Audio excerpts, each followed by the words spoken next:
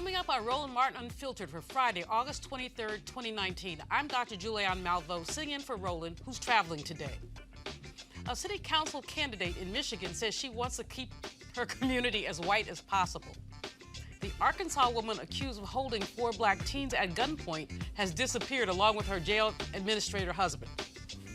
David Koch, the billionaire who helped shape conservative politics, has died.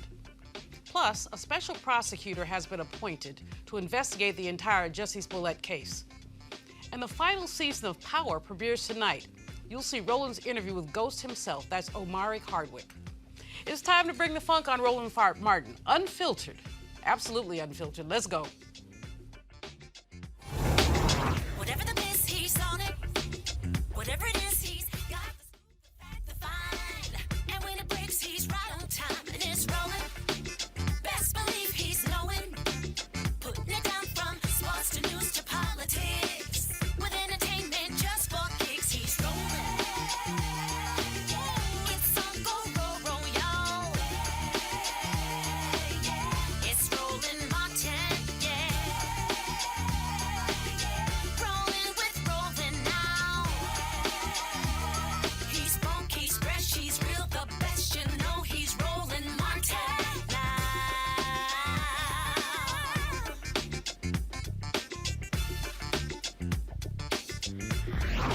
Martin.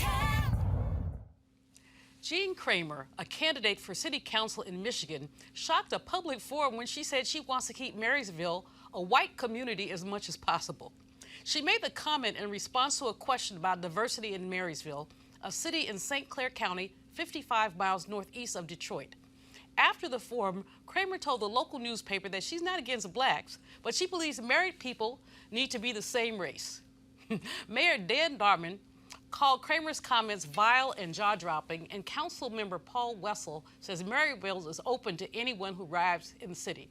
But I don't know how open it is, y'all. There are only 9,000 people in Marysville, less than 1% black, that's 90. So they were really made very welcome, and I'm sure other black people are rushing to be in this lily white enclave, I'm sure.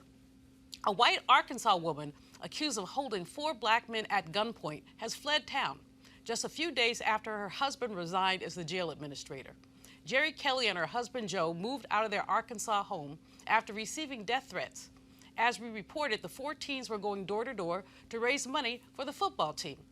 Kelly allegedly pulled a gun out on the teens after they approached her house, and she made the young men lay on the ground with her gun drawn until police arrived. She was arrested days later and was released on bond without having to take a mugshot due to a medical condition. And I wonder what that medical condition might be. Advanced insanity?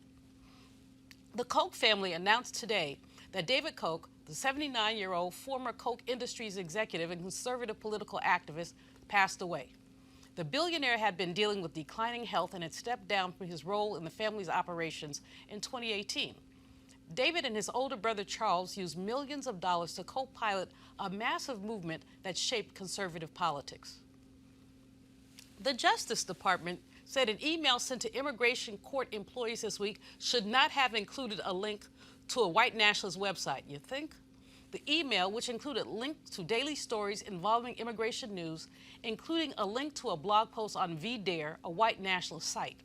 The blog post directly attacks sitting immigration judges with racial and ethnically tinged slurs.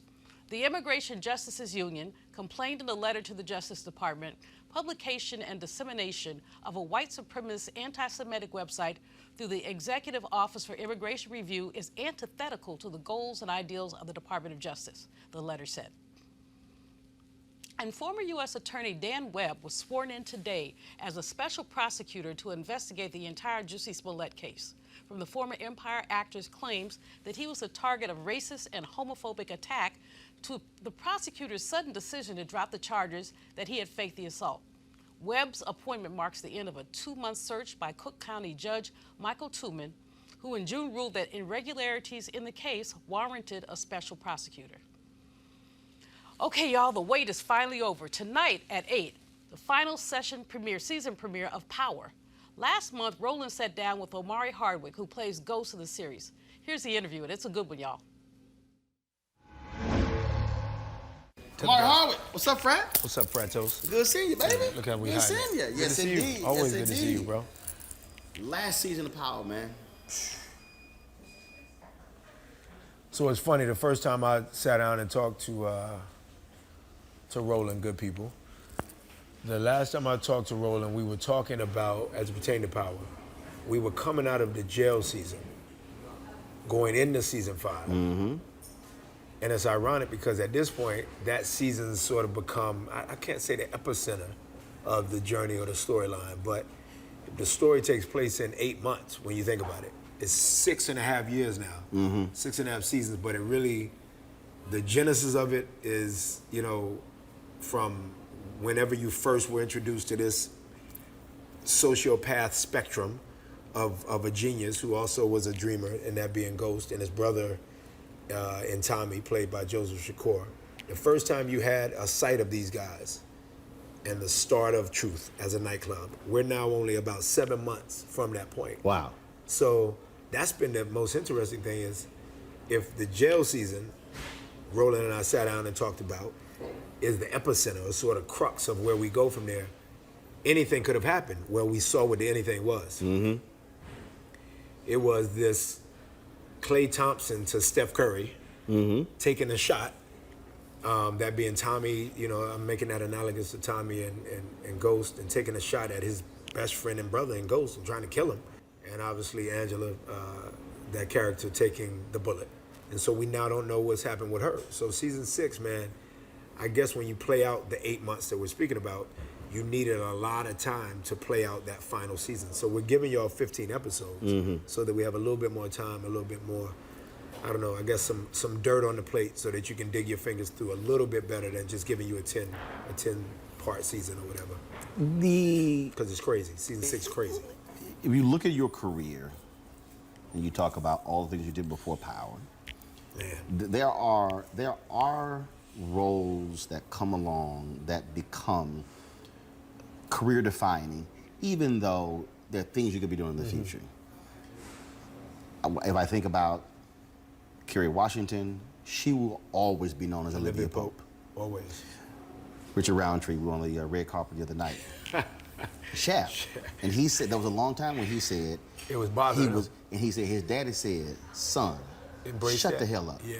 He said, it's a whole bunch of people who have been acting, ain't never been known for nothing. Nothing. I never And thought he about said, that. and he had to stop himself, and he like, man, look, I've done other stuff. It was like, dude. So how does what it feel is it for about it? you No. where you look at where you went in your career, the reality that forever, for Ever. you, Forever, you, easily you, forever. you have people have locked Death. in with you After in death. Ghost. Yeah. It's just, I mean, it's just, that's what it is. I think that it is a compliment, and I understand Shaft's father, Richard Roundtree, was a dear friend and a mentor of mine. Obviously, we worked together on Being Mary Jane, and special cat. Reminds me of my father, has always looked like my father. So I was part of that legion of folks, right?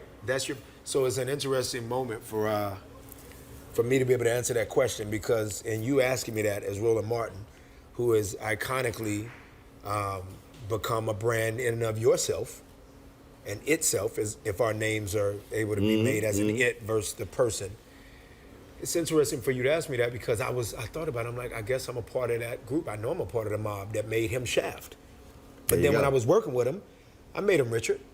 And so I guess maybe the better way for me to answer is the amalgamation of the two is what excites me, meaning I can forever be defined as that guy as long as you're open to all the other things that Omari has to Precisely. offer.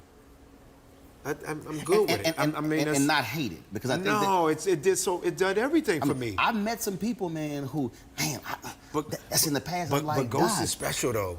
So I get it. I get my big brother in Roland, and not the journalist, but the big brother in Roland who's known Omari for 15 years. I get, or maybe longer, I get you going, but it's special though.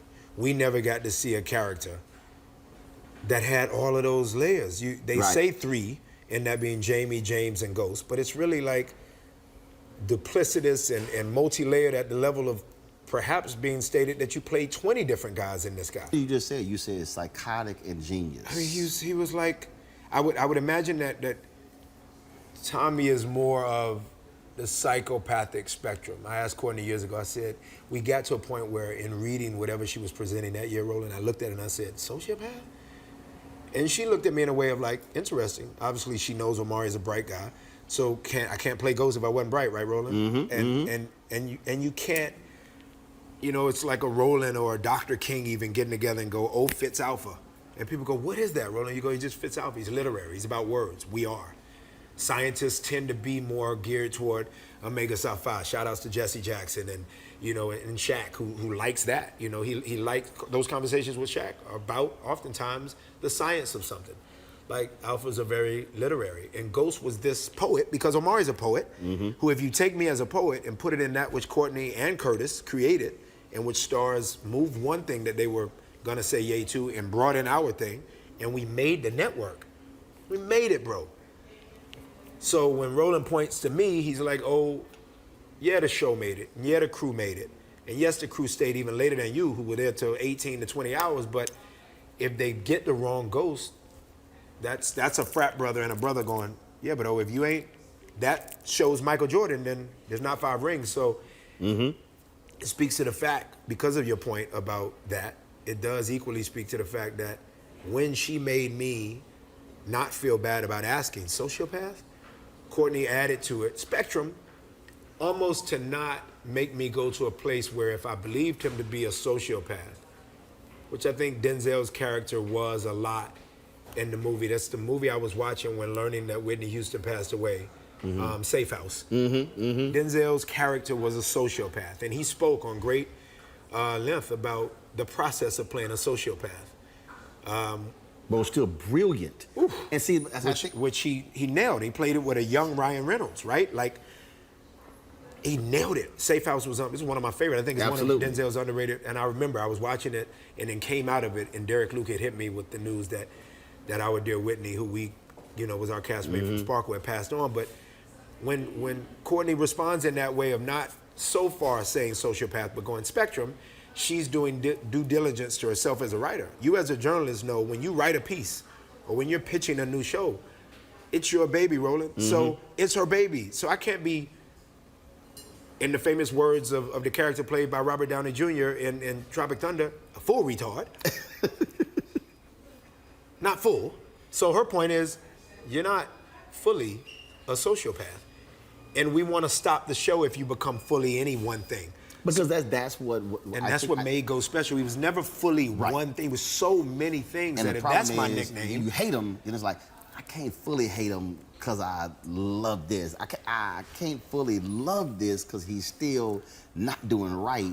And you got a chance, and we talked about this also earlier. To me, I believe that the greatest thing that Courtney, Curtis, you, the whole cast, Joseph, all of them did. This show was a slow burn. Yeah, man. This show was, I used this example the other day. I said, and it was interesting, we were talking about it. I said, Empire was a skillet. Power was a crock pot. Because, and again, for people, and y'all need to understand, I mean, I love television, I study it. Break it down for them. Empire comes out, it's hot. It's like a skillet. You put, you pop it into the skillet, and it's a quick meal. Yeah. What y'all did was, with a crock pot, it slowly is marinating. That's right. And marinating and it's building. Now, granted, 22 episodes and episodes of Power were different, but it's how, and it was just like the steady build, steady build. And that's why now people are like, what, the last one? Yeah. Because it's just been the steady. It's not like you hit it, then you drop. But you know what's interesting about that is you made my answer that I'm okay with being called my shaft. Denzel was lucky in the sense that, take lucky out, Omari, right? Don't say lucky, because that would denote that Richard Roundtree's not lucky that he got shafted, and that's your whole point in asking it. So let me take that away. Denzel never had to contend with being called one character name. Right. Because he was able to do these characters that Denzel just happened to be bigger than the character. Not that he's bigger than Malcolm X, But he had done so much work, even in Stephen Biko and Cry Freedom, even in shout-outs to what Spike was able to do with him. Oh, Mo Better Blues. And Bleak Gilliam. And oh my goodness. He did so much work that we allowed him to be so many different things that in reality, if it's like watching a tennis match and your head is going back and forth, Roland, we had to contend with looking at Denzel's work left and right at the rapidity in which he was doing it. For Shaft, Richard played that character and it went, but everybody forgot. But when there you was think like about, 4 of when them. you think about, I know. That's the other key. It was about 4 of them. Yeah. But when you think about Ghost, and there's not 4 of them. Right. We know that this will be it. Honestly, Roland, you just gave me one of the greatest compliments ever, because you're saying Denzel threw us 20 characters, mostly on film, outside of his time on St. Elsewhere. Yep. Mostly on film. Idris did it on Stringer Bell, right? Avon Barksdale, played by Wood Harris. All of these dear friends of mine played these incredible roles. Idris Stringer Bell was gone pretty quick, right? Then Idris goes off to film and he does his thing. Omari's played Ghost for 6.5 seasons. Roland will remind the world, Omari did 7 movies while playing Ghost. It's not going to eliminate people calling him Ghost. Precisely. He's done music left and right. Well, maybe the music will allow for a different side of Omari to be seen. Right. But he is Ghost. When you think about that level of a compliment, what you're saying is you didn't get a part 2, 3, or 4 with Ghost. You gave us 6.5 years of a slow burn. Curtis would be proud of you saying that, because he was the one that said, we're slowly going to put this thing out. We don't want to just go, and it be done. And he knows a little something about business, and delivery is everything. So if you deliver a slow burn product, you're allowing for your fan base to be a part of the call sheet. The fan base is a cast member. They get to go, I'm slowly growing with this character. And I'm in it, and I'm... So by the time you think about Omari and his completion on that run, or if I left everything on the court, in basketball terms, since we're right here, during the NBA playoffs, or at its end now, at the end of the day, Roland, I left so much on the court, but what they, as you said, crock-potted, non-scheme, but an actual Shakespeare with colors that look like Roland Martin, as Courtney, myself, and Curtis, and Naturi, and the Latin diaspora, which we cheat New York if we don't include that. Absolutely. And the Italian diaspora, which we cheat New York if we don't include that. And yet, you know me more than anybody, Roland, I played the guy to be colorless. I'm just a very proud black man playing him. Right. So there's not the same reality in a Madoff. Madoff is a lot like Ghost. Sociopath, dreaming of all things, narcissistic at times. I'm sure he was lovely at times as a father to his kids, and at times not. So when you think about it, some of our greatest figurines that we study historically have been people that really need to be put in the corner and put on timeout because they're crazy in a negative way. But then we root for them. So, we just never had a character on modern TV as brown people that looked like Omari playing 30,000 pounds of bigness. So if that comes with Ghost as the nickname I'll forever be tagged with, bro, that's all right. Especially if Omari is, as you know, equally as big as the character was big. That's not a bad nickname to be tagged. Not at all. I don't know what Jaleel White feels about Urkel, but Ghost is definitely not that. I'm not being called Urkel, which is relegated to that of comedy, even if the kid is sweet and he's the next door neighbor. That's sort of the balancer between the families on that show that he was a part of, Family Matters. But Ghost, man, he made families matter to be poetic. This dude brought families together on Sunday as a killer. And on the business side. On the business side. He taught so much. This is the thing I keep trying to explain to people. And again, let me take it further. I was watching Stars when Boss came on. Which was dope. Loved it. Which was dope. I worked in Chicago. And Kelsey Grammer is dope. You know Kelsey, and Kelsey is dope. I got both of them on DVD. But the reality is, this show, you throw in Survivor's Remorse, which followed us at one point too. Right. Made the whole network. What people identify now with Stars. Yeah, I definitely have been told that, Omari, you went from the face of the show, obviously, to the face of the entire network. Yes. Yeah. And that's huge. Which is huge. Let's talk about Black love. And I don't think people really understand it. Share your thoughts about when you are going through airports, shoe shine, going through a convenience store, going to a restaurant, security guards, parking lot attendants. when you get that black love. I mean, I know. It's a whole different thing. Bruh. It's hard to put in words, but for you, just how does it feel when you get it? It feels like, and the way that the facial expression, Roland, that you have and had at the onset of your question 15 seconds ago, but still have on your face a smile. That's the specified love that is the love that lifts you, that you drive away from in the car that picked you up at the airport that you're talking about, where you've signed, well, it's not autographs anymore. Selfies. Where you've signed 150 pictures at the airport of destination, but at the airport that you started out, you did 150. And obviously in that is a whole bunch of people that aren't black, especially the way that my characters have been played, what I brought to them, and what the journey has been. But when it's the black person, the one that would make it where you're smiling when you ask about it, then if Roland's smiling and ask about it, you mean it's those of us, as I'm looking out to people who perhaps don't look like Roland and I, but for the most part do, and watching this interview, it's you guys saying, I rock with you, O. I really do. Or I rock with you, Ghost. After a while, you know, just the tonality of the phrase that precedes Ghost, I rock with you. That's right. The notes that you rock with me pretty much on all the things that I do. Whether it's talking to Roland, whether it's working right here in Miami and Dade County and Broward, respectively, with the Omari Hardwick Blue Apple Poetry Network, working with kids.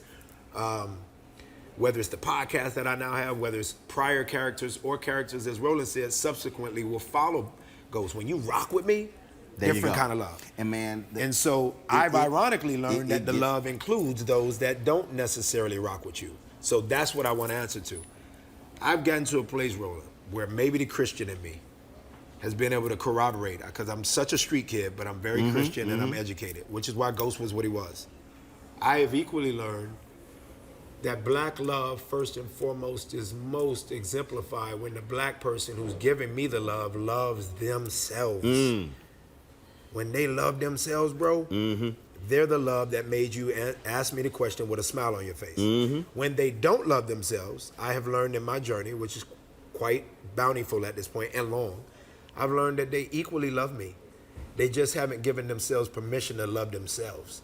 And so it comes out in these forms we call hate, or we call, you know, minimizing one, and making one only relegated to one character or what have you. But I think it's just because they haven't figured out, I know it's just because they haven't figured out, I don't think, I know it, that they haven't figured out how to love themselves. So equally, I've learned to embrace when the love is not necessarily love from my own people. Like, they just aren't at a place where understanding that thing, as you said, people just don't get it.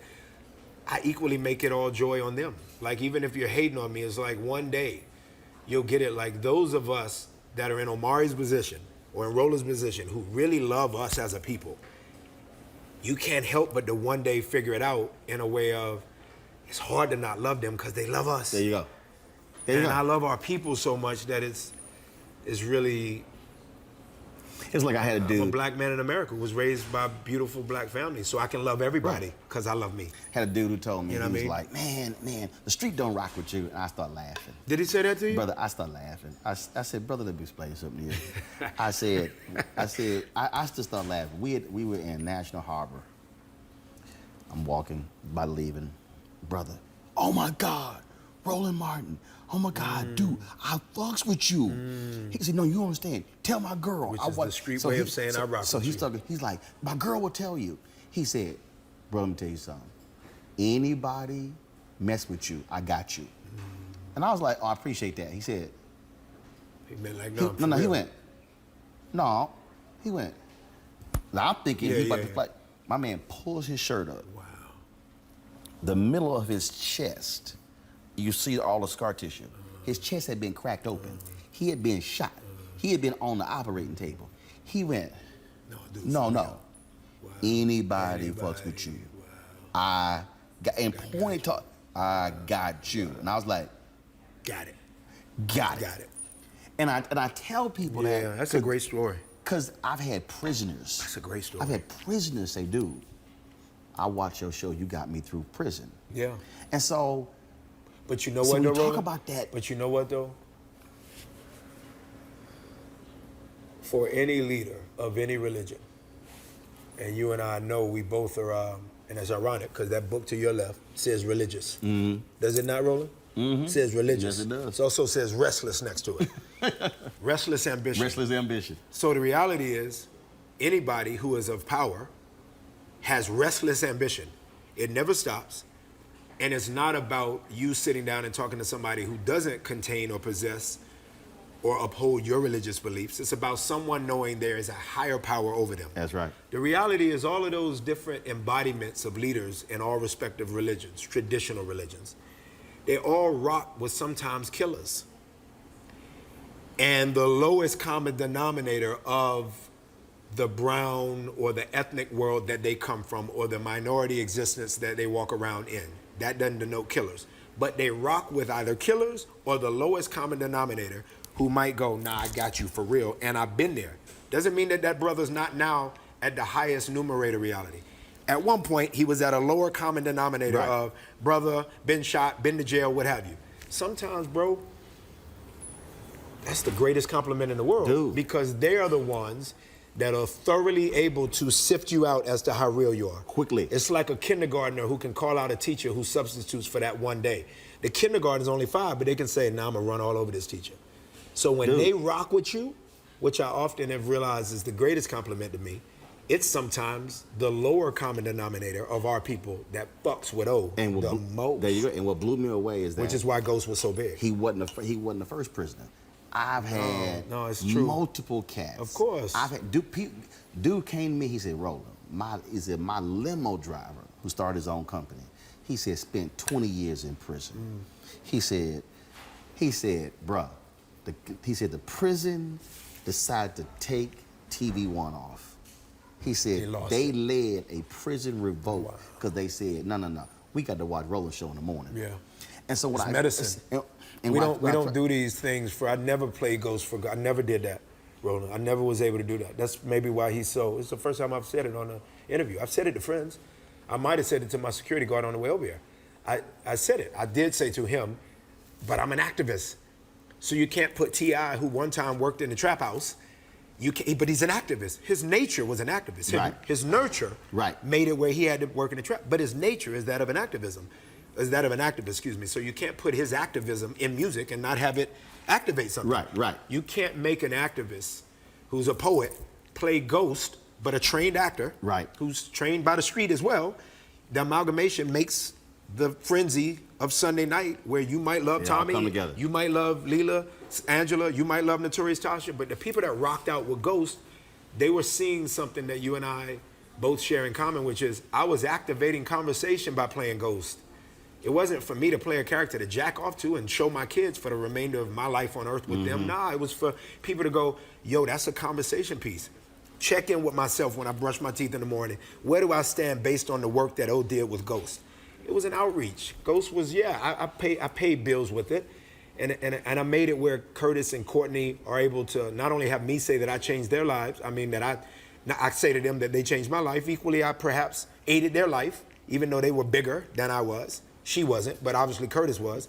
But equally, man, at the end of the day, I did it for people that look like us. And we got a lot of us's that are in jail. So if you can relate to Ghost, I don't know, 5 minutes away from being incarcerated, which he's always 5 minutes away from incarceration, then you're sitting in jail one day mad that TV One is off because Roland can't be watched, and you're equally mad when the Sunday night in the jail doesn't show Power because you now have a relatable reality. You can have conversation without having conversation with Omari.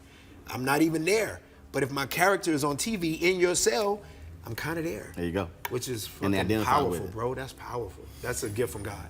So they're giving me the rap signal. So I'm gonna ask you this question. I'm gonna play off of what you just said over here. Restless Ambition, that book that's sitting right crazy, there, which bro. I never even seen the book before. That's crazy. How do you, for the person sitting out there, how do you explain to them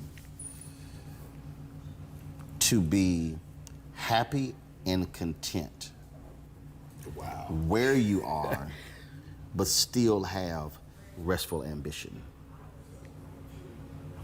You gotta get that show going, bro. You gotta get that show going. I'm working on it. Roland, I mean that. Brother. On the Shield, bro. I'm trying to make it okay. happen. All right, on the Shield, for real. I'm trying to make it happen. All right. It's a show that's gonna come to y'all that's created by Roland, and y'all gonna see what I meant when I just gave that little. So, because it's such a great question, is what I'm getting at. It's really a great question. Because we do teach that it's important to find contentment and to find satisfaction. But we know that we come from a people that have a poverty mentality.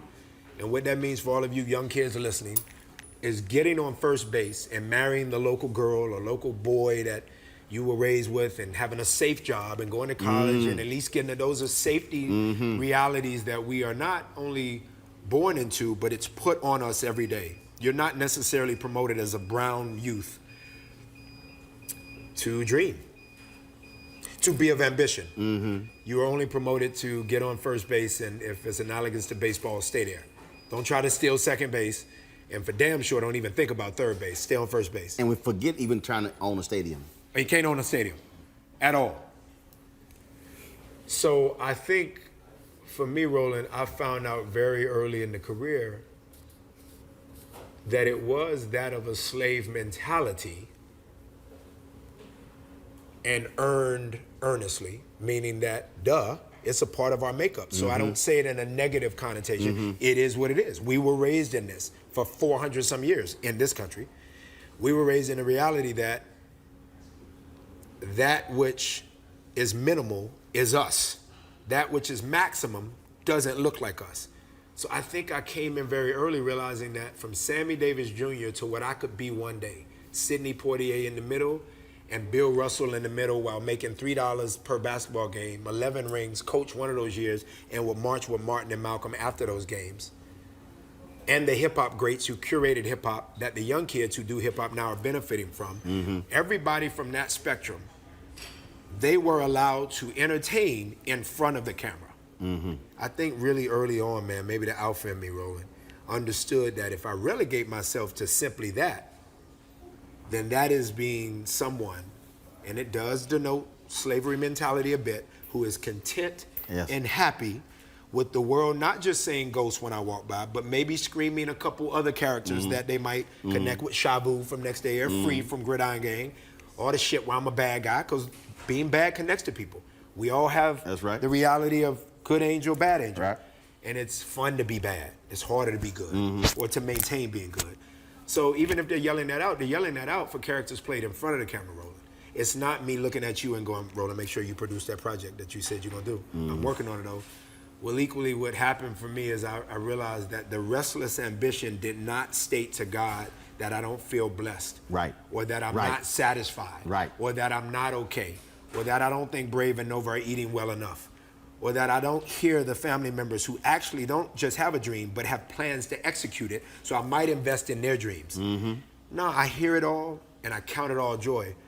And you and I being from the South, we get this, but at the end of the middle of the country, but at the end of the day, Roland, God would look at me like, man, I didn't give you all of those wits and smarts about yourself to stop at first base, having a couple people yell at you while you make it to first base and go, yeah. And it is relative. Because Roland and Omari's first base might not be a lot of the people that are listening to this interview's first base. Their first base might feel like home plate and they never really left. So it's relative, but my first base, to Roland's point, my first base couldn't have just been something where people went, man, he's good. That brother's good. And I always wanted people that look like me to at least got I don't know, to at least got a bit of permission from an Omari who said, I'm going to steal second base, I'm going to go to third, I'm going to come back over here, I'm going to attempt to own the stadium. Attempt is operative, but hey, maybe I'll wipe out the word attempt and add, I'm going to own the stadium. And you know, it's a very difficult thing as a black American to figure that out. Nipsey Hussle's whole thing was, I'm trying to own some shit and bring it back to our neighborhood. But equally make it as viable as the properties owned by people that don't look like me and the people from my neighborhood. But how do I, and God bless that 33-year-old young man for executing a lot of those plans. That's right.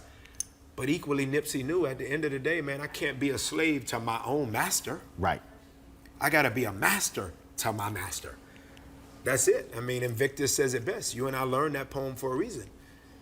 the master of one's own fate. So I And the think captain of my soul. that's it, bro. So restless ambition for me would be simply staying. I'm alive. Some of those greats, like a Puffy says, man, you can sleep when you die. So as long as I'm alive, why would I kind of? Because my son and my daughter, Roland, they're always looking up and That's saying, right. "Did Papa take a break yet?" Man, if Papa ain't taking a break, then Right. we can't take There you go. So I think that's how I take it on, but I'm so thankful for God that I even get an opportunity for Roland to ask me that. The fact that you care about what I have to say, like people don't, because of social media, everybody thinks they got a microphone. Right. And that they're Roland Martin. Roland Martin has tried and tribulated for eons, becoming as mastered a craftsman as you are at holding court with people that are equal your brain. Man, that takes a lot. So I never forget about the journey on the way to getting to your table and for my big brain right. to rock with yours. So I see the journey in slow motion. But I definitely have a ticking clock that won't ever stop. That's right. I definitely do, bro. Well, I would say this, purpose of the cameras, what I also appreciate is that you always taking time. You made it clear. Y'all want me to interview all these other major shows. No, he gonna get time. And the reason that's important. It's important because I said the same thing to Kerry Washington, because there's a lot of people who you could talk to them early on. And as they go up, no, I ain't got time. Oh, wow. But the key is also saying, no, it's the connection. And saying, no, all along the way, as you said, I'm gonna rock with the folks who always rock with me. Roland, you always rock with me. When I was coming off of Saved, where I played number 2 to Tom Everett Scott, that's before Dark Blue. That's after Gridiron Gang during Guardian with Kevin Costner. Like, bro, that's Omari, who's Michael B. Jordan's present age. You've been rocking with me for so long. It's like Roland cared. So it's the same person that goes, "You remembered me," the fan that says, Right, "You right, remember me," and I right. go, "In the airport, you tripped over Right, a cord right. to get to me to take a picture." There you go. You tripped over the cord. A lot of people would have remained in the embarrassment and gone, Right. "I'm good." You tripped, and then you got up like a football player and and you scored. Right. You scored. Like, I took the picture with you. How could I forget you? I might not nail your name, but I'm almost pretty good with Right. nailing the person's name. And see, what I do is when somebody go, "You don't remember me?" And I go, "No." And they go, my wife always tells me, she's like, "Roland," she said, "make them feel good." I said, no. Because what you just said, I said, no. Because when I actually remember. Yeah. I said, I came from. That's right. I said, but when I actually remember. Then it'll be more genuine. Right. I said, but I don't. Yeah. But when I say, no. You had this on. So you know and what the did irony this, is that? And you same thing. You walked this way. They were like, "Damn, you remember all that?" I Lasting said, "I impression. told you." Like a lasting impression. Because I told you I remember. I tell young cats all the time, I say, I got zero problems with taking a picture. If I'm with the family, it's family time. But when I'm alone, I take 9,000. My issue is they forget often to say, "I'm so-and-so. Pleasure to meet you. There you go. I like your work so much. Do you mind if I get a picture?" There you go. Like, it's reciprocity. It's I not, don't owe you a hey. picture if you don't give me something. Right. You mean me giving you my name and something? Absolutely. Now I have something of your lineage. Your grandparents made your parents, who then gave you a name when they made you. Give me that. Right. Let me have something. Right. Just say hi. They don't care that we need something, but we do need something. Hi is good, bro. Hi means that you acknowledge that I wasn't the lion at the zoo. And what I do with the young You know, brothers like, that that's I know, deep. the people about to drop, they're like, "I'm about to cut them." I make the young brothers, I will not take a photo unless they smile. That's true. I don't take off the shades. I tell them. I'm big on the shades. We don't take prison photos. I done had some brothers that keep the shades on. I'm like, I can't see your soul, bro. You, You gotta gotta take the shades smile. off. I said, we ain't taking the That's dope. photo. That's dope. Because guess what?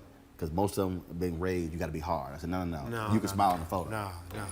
And you can say you like a brother. Like, Right. there's no problem with it. Always be there for you, Always good, bro. baby. I Always appreciate be there it. for you, bro. Good luck in Always. everything that's next. Thank you, bro. Same to you. Yes, sir. I'm going to mess with you. I told you. I'm on it. All right. I'm on it. All right, done. Peace, y'all.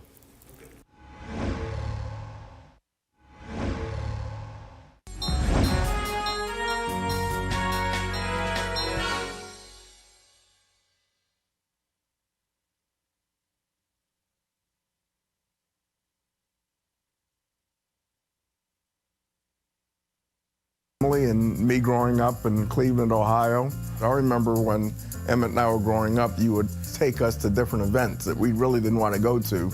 I remember going to see Dr. Martin Luther King Jr.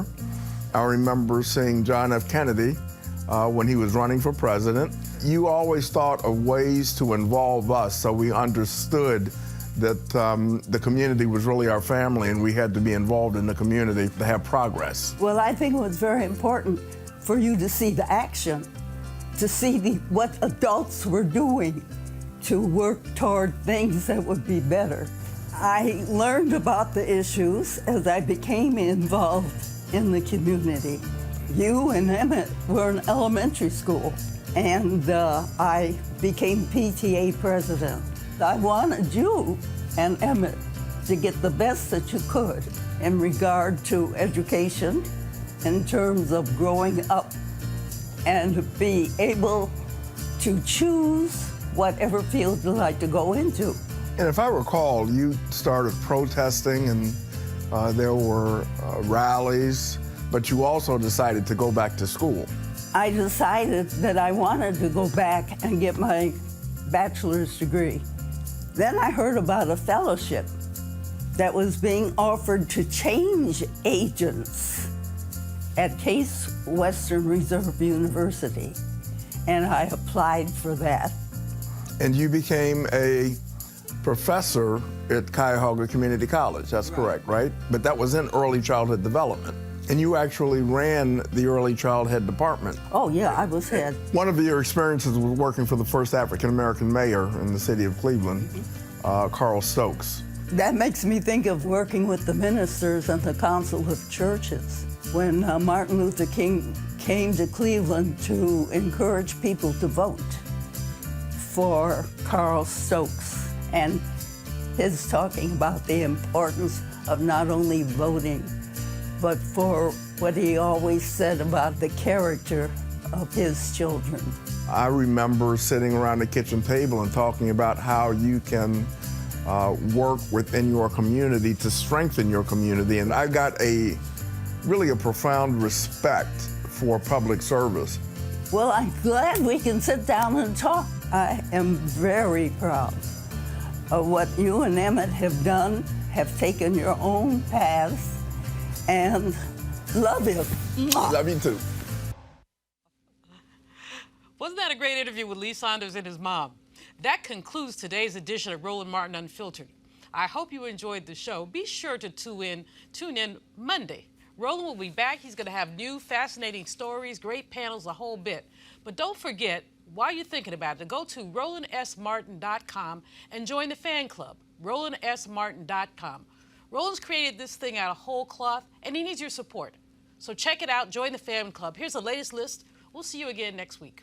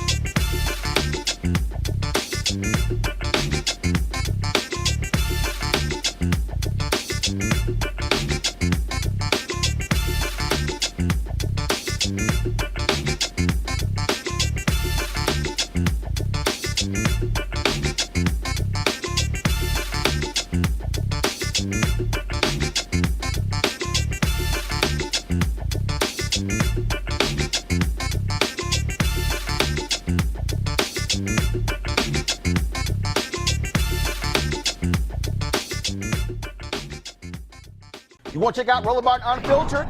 YouTube.com/Roland S. Martin. And subscribe to our YouTube channel. There's only one daily digital show out here that keeps it black and keep it real. It's Roland Martin Unfiltered. See that name right there?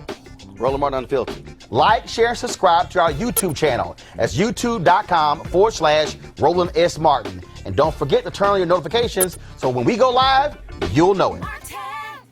Hey everybody, this is your man Fred Hammond, and you're watching Roland Martin, my man, Unfiltered. Hi, this is Essence Atkins, and you're watching Roland Martin Unfiltered. Hey, yo, Peace World, what's going on? It's the Love King of R&B, Raheem Devon, and you're watching Roland Martin Unfiltered. Hi, my name is Brescia Webb, and you're watching Roland Martin Unfiltered. And, well, I like a nice filter usually, but we can be unfiltered. What's going on? This is Tobias Trevelyan, and if you're ready, you are listening to and you are watching Roland Martin Unfiltered. What's up? I'm Lance Gross, and you're watching Roland Martin Unfiltered. Hi, this is Cheryl Lee Ralph, and you are watching Roland Martin Unfiltered. I mean, could it be any other way? Really? It's Roland Martin.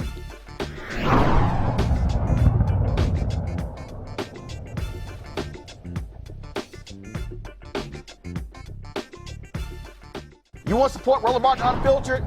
Be sure to join our Bring the Funk fan club. Every dollar that you give to us supports our daily digital show. There's only one daily digital show out here that keeps it black and keep it real as Roland Martin Unfiltered. Support the Roland Martin Unfiltered daily digital show by going to RolandMartinUnfiltered.com. Our goal is to get 20,000 of our fans contributing $50 each for the whole year. You can make this possible. RolandMartinUnfiltered.com.